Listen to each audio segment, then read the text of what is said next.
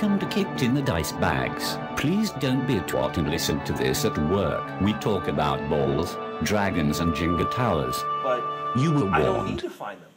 I am a part of this community. And this community builds each other up. This community raises each other up, and we let everyone in. And that is what is beautiful about this community. Everyone's trying to find buffs in real life. Everybody loves buffing the party. So everybody loves to buff the party in real life. Everybody be bards. It's fine. That's what we need. We're a community. That did not end well for some people in my last because everybody was bards and Yeah, we were alternates in that game. we just ran roughshod over the crap all over that. Anyway, the other trick is that when you're playing in particular, when I build a character,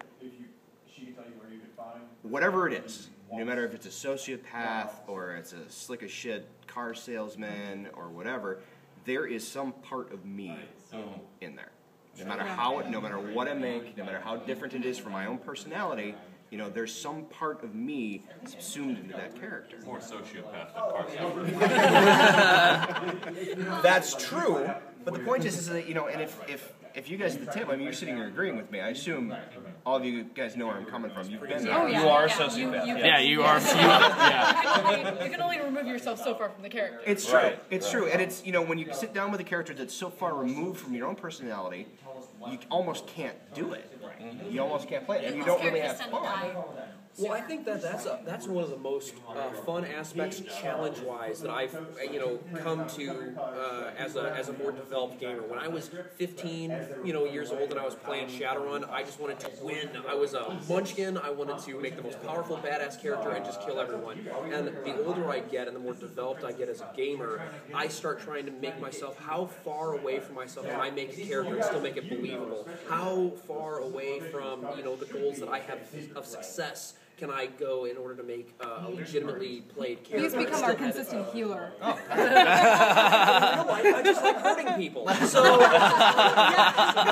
let me ask you this, guys. You're a resident sociopath. I gotta ask. I'll kill you for calling me that. Have you ever built a character? Yes. That You're a resident asshole. Go on. Have you ever built a character that was that made you uncomfortable to play? Not because it was so far removed from yourself, but because it was just a little too close. Yes. No. Well, I know you have. I was there for that. Yes, I have.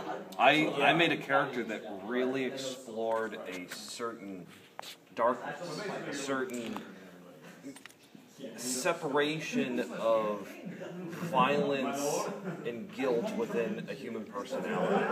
And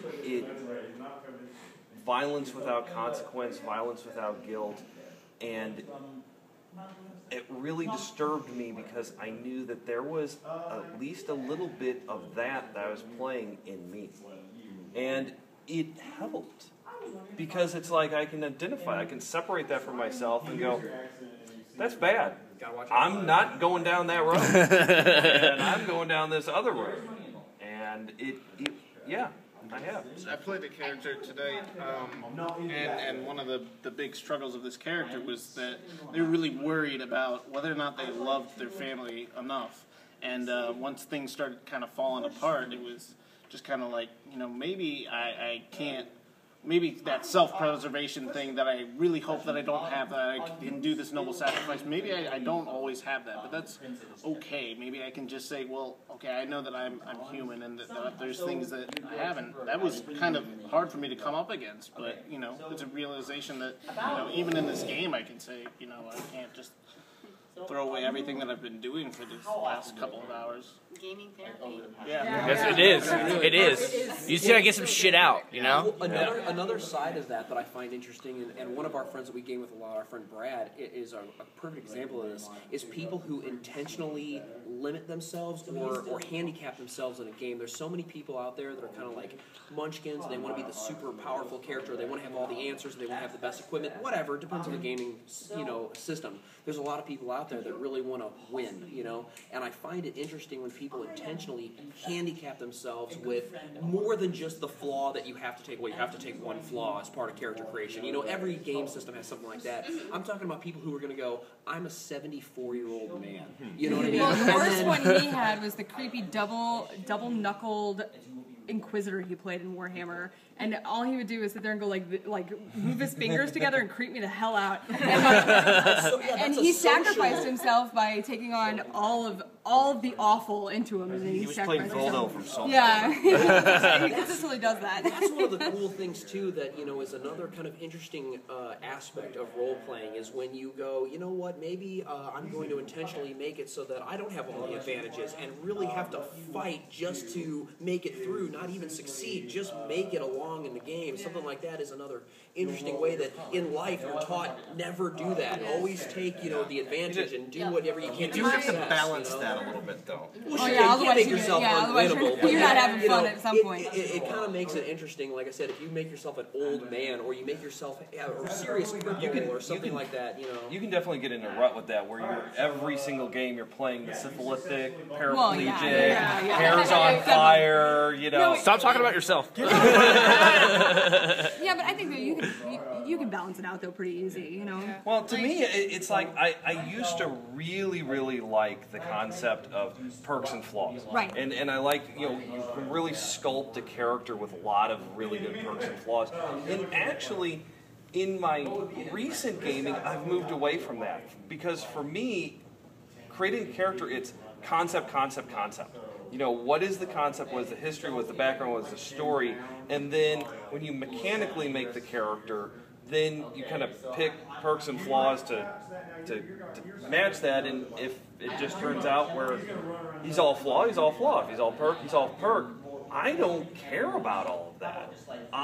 To me, it's the concept and getting out that concept, but of course, the more games I play and the older I get more into the sort of indie, hippie, narrative style games where, perks, flaws, advantages, mechanical stuff doesn't really matter. We're sleepy. We want to pay attention. Yeah. I don't know what you're talking about. I gotta run get tomorrow too. I'm playing all tomorrow. Oh, yeah. Hey, What time is it? It it is is 12:39 local. Oh yeah. Yeah, I don't know what all you guys are talking Who's about. this? I've had 8 hours of sleep in 5 days. I had to work all day. You were like talking about how you're getting incoherent. Dude, I'm wired. Dude, Broseph. I've been up. Take some melatonin and go to bed now. Get there. He can't get there. It's great because Just we're pass walking back from the content and sort of like, I just want to go to bed. And Hannah and Jess are like, oh, I'm so keyed up right now. And And then a pizza drove sit there by. and help me. And it's like, we're tired. We're going to go to bed. I'm still keyed up. I'm still keyed up from Silent Memories. I've been up for almost 14 hours. I'm getting to the end of my. Sweetheart, I got you beat. Yeah. 6 o'clock, I baby. woke up at 5:30 this morning.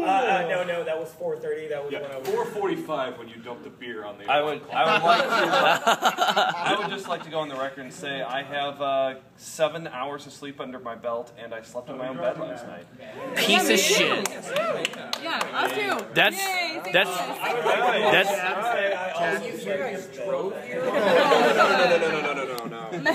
I want 7 hours of sleep and sleep in your own bed too. ooh. Ooh, Let's that's put it this way: if you slept in my bed, you're not getting any sleep. Baby. I'll take that challenge. Challenge accepted. wow. 30 seconds later, we're both.